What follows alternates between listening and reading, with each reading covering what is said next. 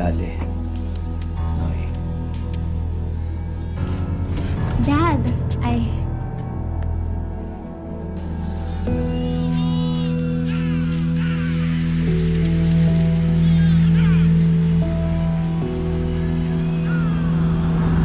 Alam ko, hindi tayo magkakilala pero naiintindihan kita.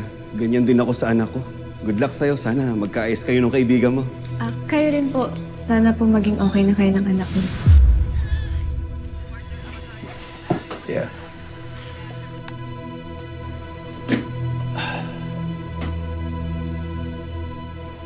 Dad, siya ba yung sinasabi ni Kuya Lance na nakalaban mo noon?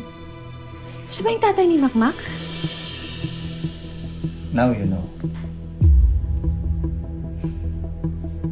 So you used your connection para mapa-eliminate si Makmak just to get back at his father? Yes, sandali lang. Bakit ba masyado kang concerned sa Makmak na yun?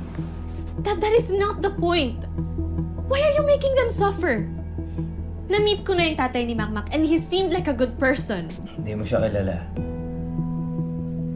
Sarili nga niyang anak eh. Ikinahihiya siya. Nakita mo ba ginamit ng Makmak na yung apelido niya?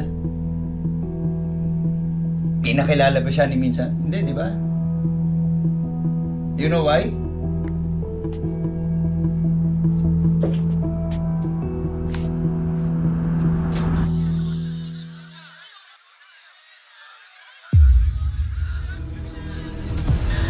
That's why. Tingnan mo, panoorin mo. Kasi bakla yung nonoy na yun. Bakla siya. Kaya buong pamilya niya, tinakwil siya. Asawa at anak niya. Bakla siya. Dad, but that has nothing to do with my friendship with Makmak. No, you listen to me! Hindi mo pa alam kung gaano kalalim ang naging alitan namin ng nonoy na yun. It's far worse that you could ever understand, Iha.